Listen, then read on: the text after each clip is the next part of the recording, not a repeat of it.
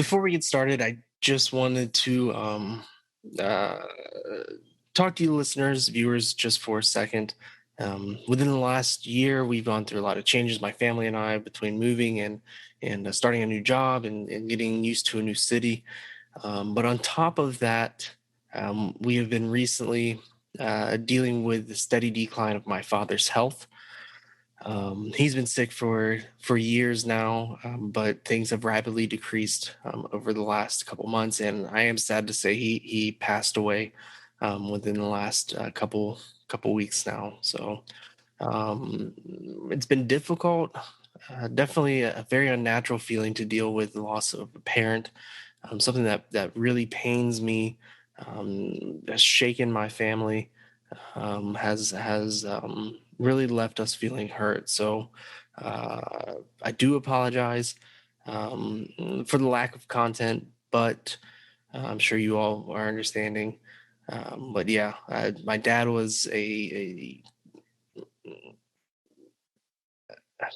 was an excellent parent. He made me who I am.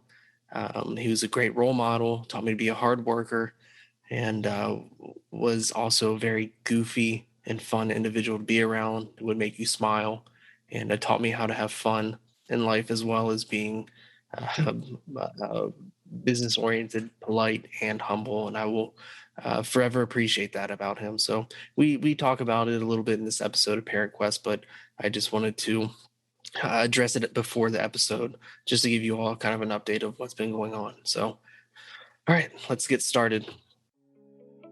What kind of parent are you when it comes to doing DIY stuff, do it yourself? Are you someone that solely does it by yourself? Do you go to YouTube and consult YouTube with how to do certain projects? Do you hire your kids to help out with odds and ends in the job, or are you the kind of person that stresses out if anybody else is around you while you are working on that job in particular? My guest and I this week had no plans of discussing this at all. This was not the topic of the video, but that's exactly where it went. Roger from Gamerheads Podcast joins me as we talk about DIY. We talk about home birth again. And then we also discuss the feelings of losing a parent as well. It's funny because when we talked before the episode, we discussed possible topics, and one of them was streaming in video games. And I think that's the same topic that we were going to discuss last time, but totally didn't cover that at all. So you can see, it's just kind of conversations that we have. It's very easy flow, very. He's a very easy individual to talk to, and I greatly appreciate that about him because we can pick a topic, doesn't matter, and just discuss it, and that's great. So without further ado, here is Roger Reichardt of the Gamerheads Podcast.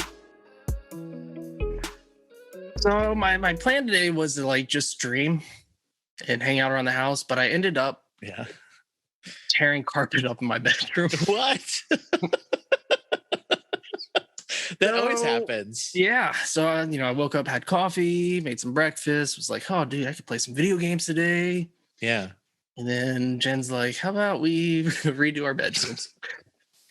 And then you're like, I really can't say no because my other option is playing video games. Yeah. And if I say, well, I was going to play video games, you'd get a look of like, really?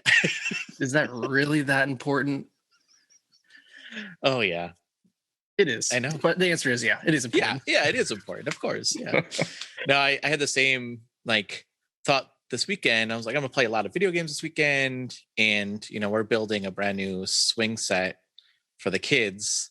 So we had to move the old garden from where it was, because that's where the swing set's going to go, to a new garden. I will say my wife built most of the fencing around the new garden and everything. Okay. And so total credit for her because she's like, I'll work on it while you're at work. But then this weekend, I was like, okay, that's what we're doing. The kids would enjoy it a lot more. That's definitely true. Sure. That is true. They played the video games this weekend. That's what they did. While you guys are working outside. Yeah. Oh, that's how it works. Perfect. That's hilarious. Yeah. So when you do house projects, are you the type of person that Do you hire someone else to do it, or do you take it on yourself to do it? Or do you try to do it and then you hire somebody to do it? So I guess it's depending on what the opportunity cost is, right? So if it's like really hard work and I'll be getting frustrated and I know I'm going to get frustrated with it, right? I'll just be like, listen, let's pay for somebody to do that, right? Yeah. Because and I'll justify it by saying, see, we're like stimulating the economy by having somebody else come in and support your local businesses. Yeah, exactly. But like for the most part, I'm like, all right, like I think I can do that, right? But I do also think that there's some things that my wife thinks I can do, and I'm like, no, like I don't have that skill set. That is like, I don't know where you think I have that skill set, but I don't have that skill set. So yeah, I don't really know what my skill set is, really. I mean, if the apocalypse happened tomorrow, like I would be pretty useless, really. We'll really see how his Minecraft skills come out to play. Yeah, surviving. Yeah,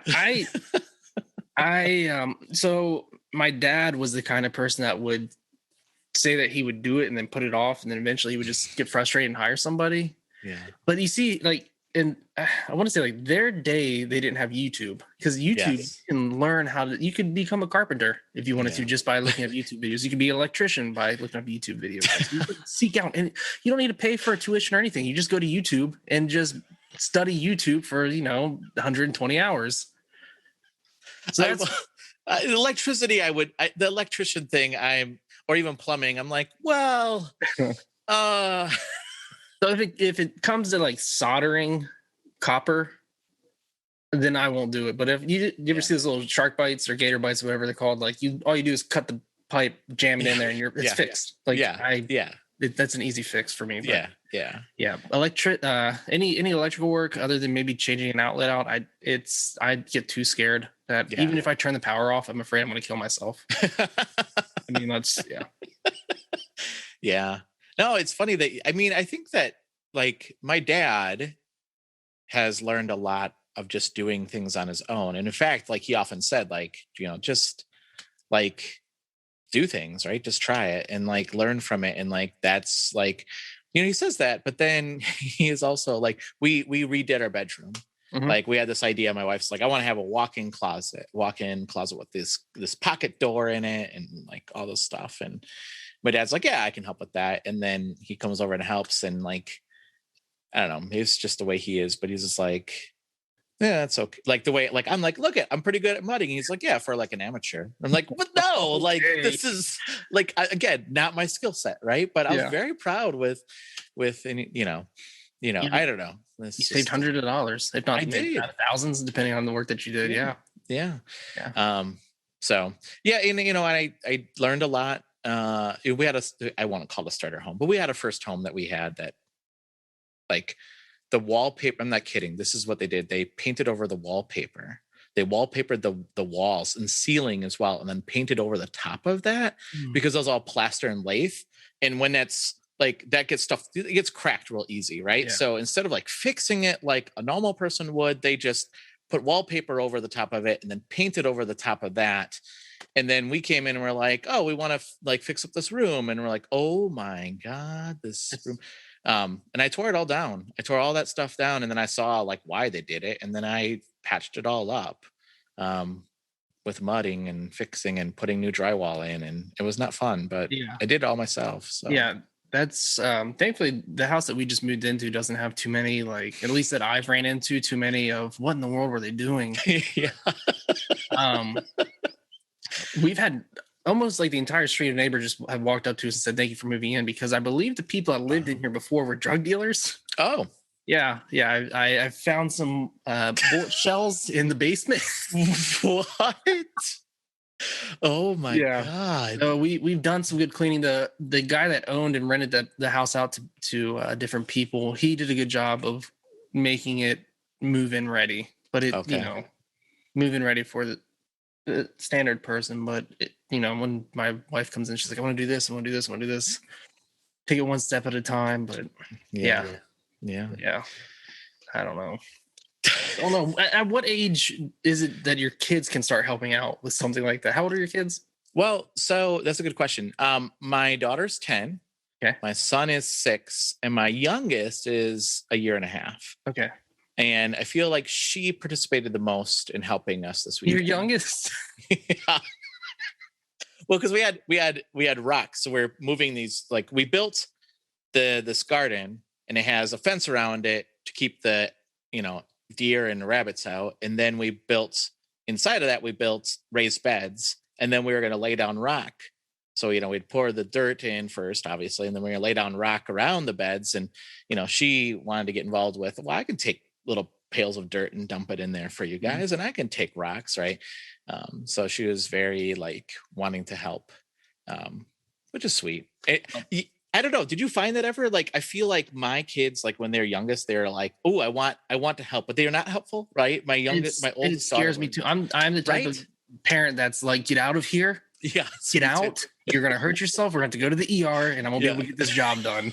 Yeah, it stresses me out so bad that I just usually end up having to get Jen, like if it's a big project, like you have to leave the house with the kids for just a little bit so I can buckle down and get to it. Because like we were just tearing down the carpet, pulling it up, and they had the tack strip that runs along the wall with all the little nails in it, and then they have nails in the floor that's holding the padding down. Yeah. And I'm pulling all the nails out and everything, and she's walking in there barefoot, just kind of like picking up stuff. And then there's the vent that's in the floor that I took the cover off, so that's another trap and break your leg and that. And like I have everything going in my head, like, all right, what's going to happen first before we have to go to the ER? Yeah. No, but it's sweet that they want to get involved, and then as they get older, they don't. They're just like, leave me alone. Forget it. I want to play games or I want to read a book. Well, I'm okay with them reading a book, but like, like I don't want. And then it's like, well, now I could use your help. You're old enough. You're old enough. Can you take the trash out for me, please? Yeah, it's like help Dad out. Yeah. So, how are things with you? How is the little one? Not so little anymore, right? She is almost a year and a half. Oh my gosh. Yeah. Let's see, March. I don't know. She's close to a year and a half. She's not really. Yeah. So born 2020? Yeah, she's COVID baby. Okay, COVID baby. Wow. Yeah, that was a fun time being pregnant and stuck inside. So we had this discussion last time I was on the show. So you had your child at home, right? Yes. You did. Okay. Yes. Yeah. And did you have a midwife come to your house yeah, we had the first time we had a friend that was training to be a doula.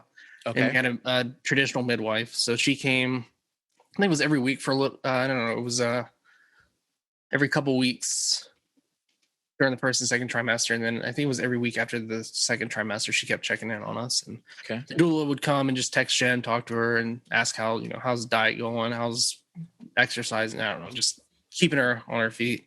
Yeah. The second time we didn't have a doula, just the same midwife that took care of us the first time, but we had a close friend who had been to, I think 4 or 5 other births previously.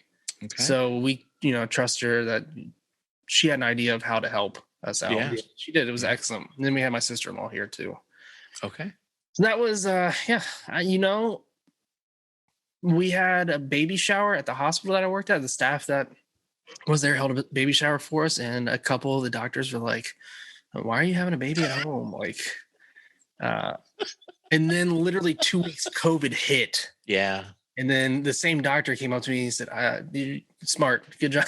Yeah. Good job for not having to be in the hospital during this time right now. Right? Isn't that, that's crazy. And it's weird that like somebody was just telling me that COVID babies are extending like babies that are born 2030 because they'll be affected by whatever's happening with COVID. Like that's the generation of COVID babies, like born 2020 or 2030, like that 10 year. It's weird. She isn't very social. Really? Yeah. But do you think that's okay? So we were talking about that too. Sorry. May I ask you this question about that? I don't care. You ask whatever you want. Anything. This is your show and I'm asking the question. I don't care. Okay. No, because our daughter Aveline is not very social. Like she does not like grandparents come over or like uncles come over and she's like, I don't want anything to do with you. But we were saying this. I don't know if this is result of COVID or result of just biological evolution. Like at the age, because our youngest are pretty close in age. Yeah. Like my daughter's born in November, so she's like, just a few months older. But I feel like babies at that age, when they're learning to walk, I feel like biologically they're supposed to stay close. Like stranger danger is supposed to be something that's innate in them, right? Maybe COVID had something to do with it because she is haven't really socialized, right? But I do think there's a little bit of evolution of like babies at that age are supposed to know, like, hey, I can walk, therefore stay close to my unit. Yeah. In a social setting, yes. Not a social setting, it's like she walks around like a drunk person, just running into stuff, running all over, running away from us. Well, and even public, like we were at the park yesterday. Yeah. And we were sitting there eating pizza, and she stood up and just ran off, just away from us. But I guess if there is somebody near that she isn't familiar with, then she will come back to us and stay close. And she's got like that side eye look too. Oh yeah. I'm like, who are you? But that's even like with grandparents too. She was like that for a while. Because we limited our contact with Jen's parents and my parents when things were really bad, and she only saw us, and then people driving by in cars. That's so it was with us too. I mean, your oldest not in school yet, right? No. Yeah, I didn't think so. Our kids were taught at home this past year. My son has asthma, so like I was not like a common cold twice has put him in the ER, a common cold. And I was like, I am not taking my risk with this. So that's why we're going to do the homeschooling. And, I mean, I had appreciation for teachers before. I really have appreciation. How did it go for you guys?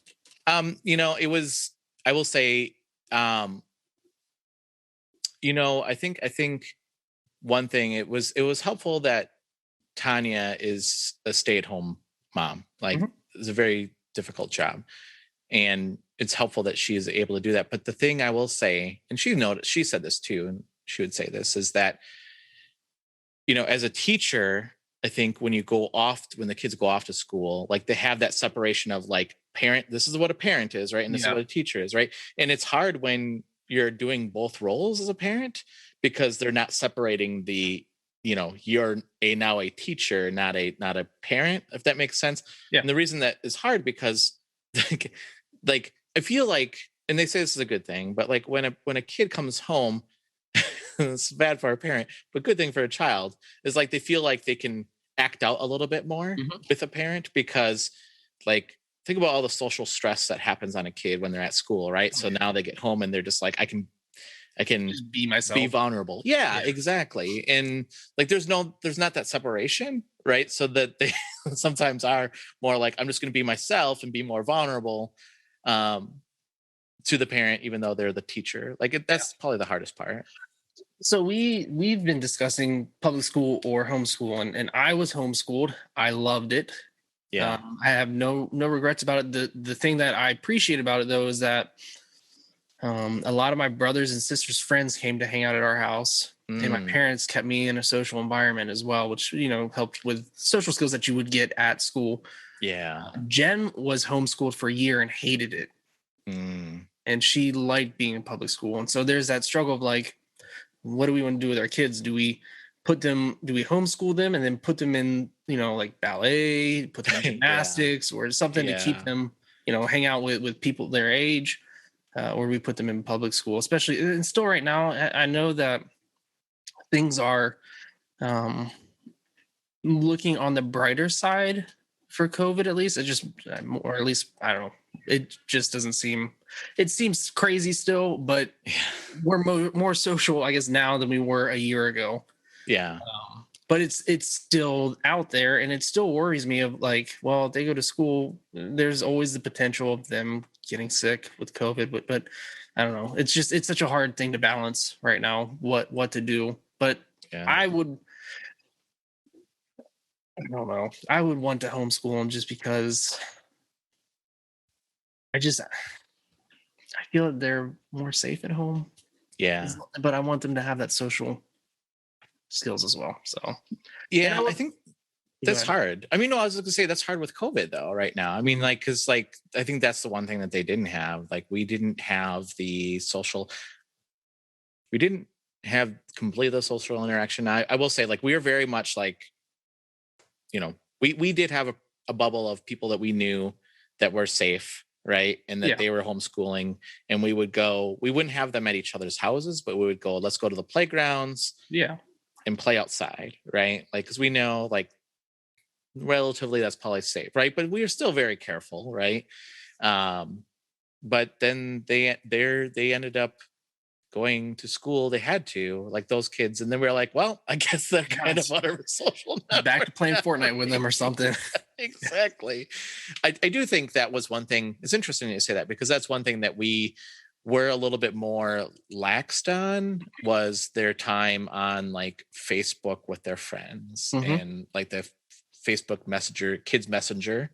Like, we are like, all right, that is going to be your social interaction with these other kids. So yeah, you gotta find ways to make it work. Yeah. Even if it is kind of a little different than what you were doing previously. Yeah. Yeah. I didn't mean to cut you off. I cut you off in your mid thought there, and now I'm afraid I. Oh, I was just gonna say, like, when I was homeschooled, the best part of it was when my dad always worked. He worked not away from home, but he did a lot of driving on his job. But mom would go to the grocery store, and that would be my opportunity to get an hour and a half of video games playing in the middle of my days. And like, you can, That's nice.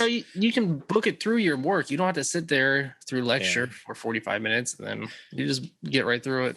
Yeah. Get it. No, that's actually a really good point, because it's really like the kids would be like, we're done with our schoolwork already. Like, halfway through their day, they're like, like at noon, they'd be like, we powered through it. We got done with all our schoolwork, and now the rest of the time is our time. And we were fine with that. And in fact, like, the teachers said that, like, if they get done, they did say, like, don't try not to have them do it all all at once. Like, you should let them like piecemeal it like throughout the day, right? And that is one thing. I mean, I think it's a little bit different than like we did have teachers that were doing online classes, right? It wasn't just us doing it. There was like an hour every week, or at least an hour every week, where they would get together with the teachers, and the teachers would have every kid that was doing the homeschooling on the same like Zoom call or whatever the call was, and like participate. But I will say, like, there's a lot of kids that didn't show up to those, know, and it's hard. I mean, it's hard. Like, we were lucky, but a lot of families were not lucky to have that ability of, like, parents had to work. Both parents had to work, right? So like, they didn't have that ability. Yeah. And I had another thought, and I just completely lost. Oh, I'm sorry. Actually, I was sitting there while you were talking. I was looking at the map behind your head there. Oh yeah, that is of Middle Earth there. Okay, very nice. For some reason, I was thinking RuneScape. I don't know, Oh, because I guess maybe it's kind of the same thing. Oh, why can't I think of it? Oh, okay. So talking about your kids finishing up their work early, and then that's their time. I was gonna just a brief comment of that applies to adulthood. It's adulthood. You finish your work early at work, your time. That's your time. You deserve to have whatever time, as long as you can book it through your work, I guess.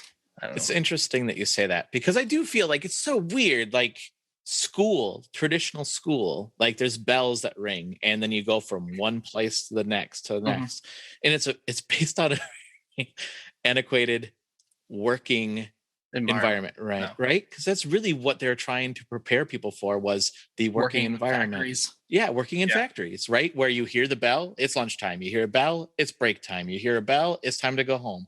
Not anymore. I mean, certainly there are places that are very much like that. Like, I worked in a call center And I will say it was like I showed up 1 minute after my lunch and they're like, you're a minute after your lunch. Why are you logging in a minute after your lunch? And I was like, this is not for me. I don't want to do this anymore. But I do think like a lot of places are moving. It's interesting. I don't think we moved far enough in that direction yet. I was just talking to somebody about this, and they said the idea of a 40-hour work week is outdated. That's based on one parent working full time and another parent be able to stay home. And like we're lucky enough to have that, but like a lot of families don't have that ability, and both parents working 40 hours is insane, right? Like, and in fact, I would say that most places say now, like if you're working 40, that's the bare minimum. You should be working more than 40.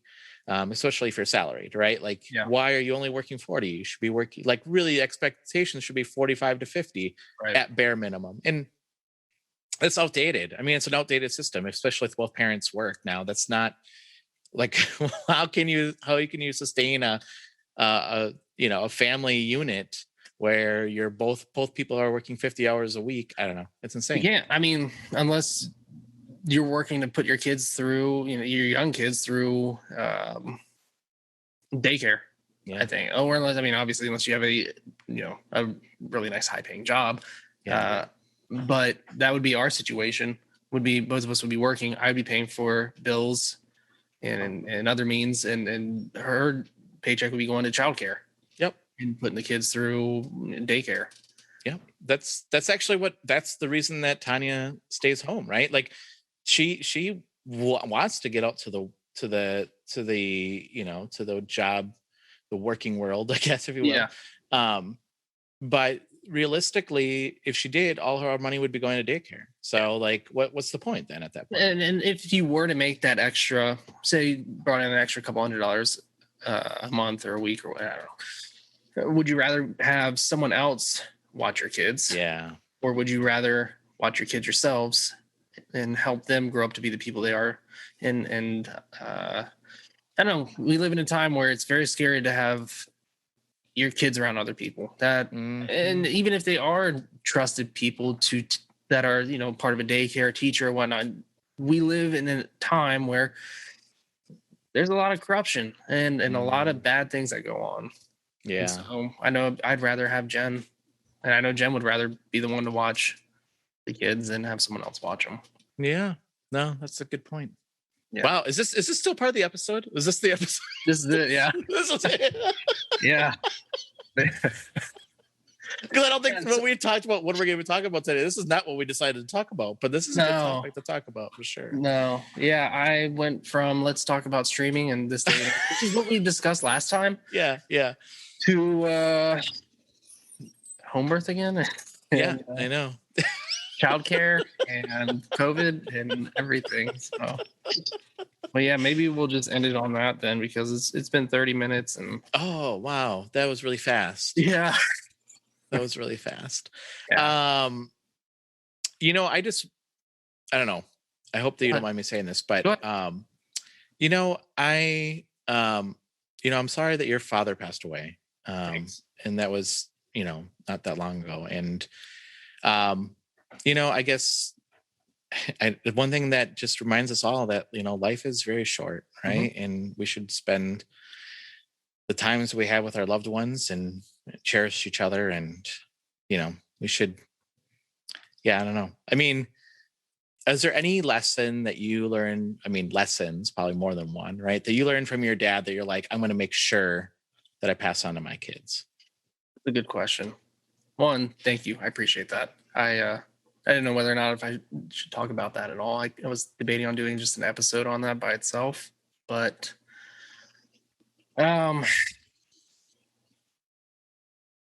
lessons that my dad taught me. There's a lot of lessons that I've learned from this whole situation. Dad was sick he had surgery 6 years ago. He was sick, I want to say about 10 years before that with diabetes. And it's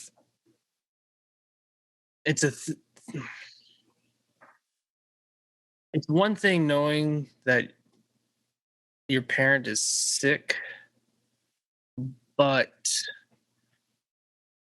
knowing that they are hanging on for dear life, like he was for the last 6 years, um, I don't know. It got to a point where I woke up every day thinking like, is he going to die today? Is this going to be the day? And eventually it becomes normal. It's a normal feeling, It starts to get a little. I got a little numb to it, but when it happened, it still was very shocking. Like I'm still in disbelief right now. The hardest thing is having dreams with him in it, and then waking up and being like, "Well, did that really happen?" And Dad always took advantage of his time with us. So he taught me how to have fun. He taught me how to not always be serious about everything. Take advantage of the time that you have with your family. That was his biggest thing. Was he loved spending time with us and with our kids. He loved his grandkids. And even though we were at the beach a month before he passed away, and you wouldn't be able to tell. I mean, he always pushed himself. He was a hard worker. Never stopped. He took advantage. Even though he was sick, he was still on the beach with the kids, playing with them on the sand, building sand castles, just making full of his life. Even though it could have been his last day, he was still taking advantage of every moment to live that moment through. And I appreciate that about him because I have a lot of good memories of him. And I think I would want the same for my kids if I were in his situation. Even though I'm sick and I don't feel good, I would want to be as active as I could and be as involved in their lives as I could so they could have those memories. And that I'm glad that my girls, or at least Bo, because Rue's only a year, so I don't know, she might retain something, but with Bo, her last memories of him is playing on the beach with him. Yeah. I value that a lot with her. So nice. Yeah, it's been rough. I've been feeling a lot of feelings. I told Jen I've been feeling really angry lately and sad and depressed. And some days I don't feel anything at all, and other days I feel happy. And I don't know. It's a whirlwind. It's definitely an experience that is not natural. Yeah, it doesn't feel natural, at least. Yeah. Well, I mean, if you ever needed anybody to talk to, I'm always here. I appreciate that. Thanks. You're welcome. Thanks. Yeah. So probably gonna leave this in the episode. Okay. Yeah. I don't know. We'll see. But yeah.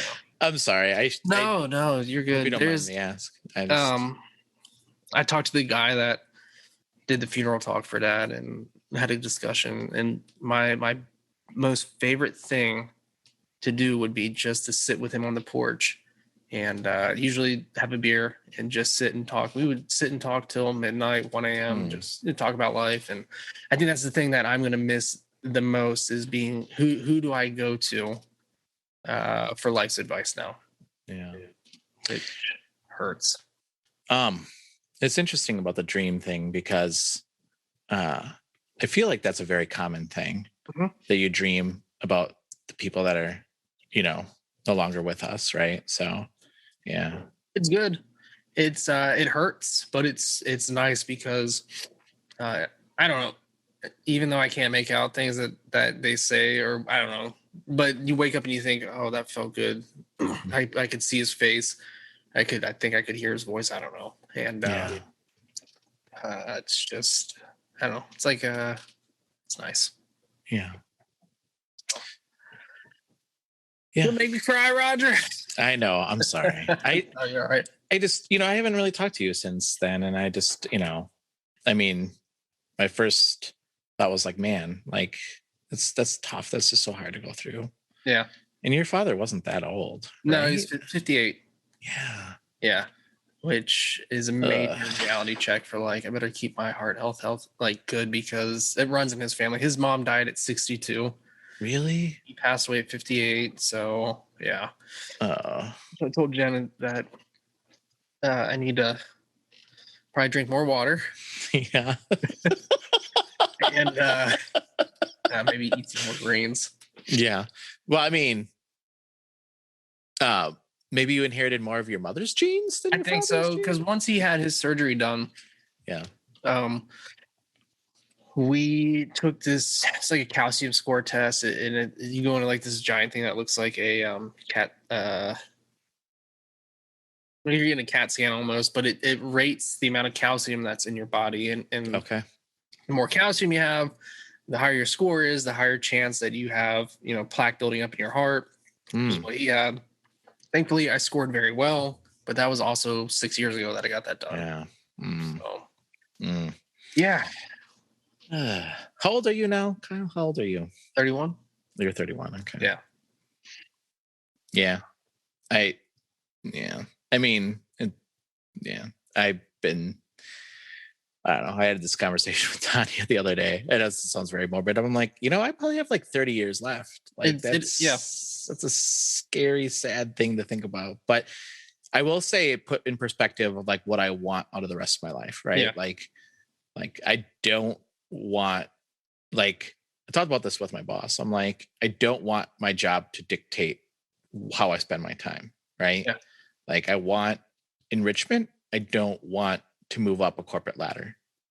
And she's like, no, that makes sense. And that's okay. Like, that's okay to have. Like, I feel like in our corporate, in the way that corporate is set up, it's like, if you're not moving up in the corporate ladder, then like, I don't know. It's almost like, why aren't you moving up? Like, but that's not how it should be. That's not how it should be. Yeah. Some people like that. I've worked with surgeons that worked,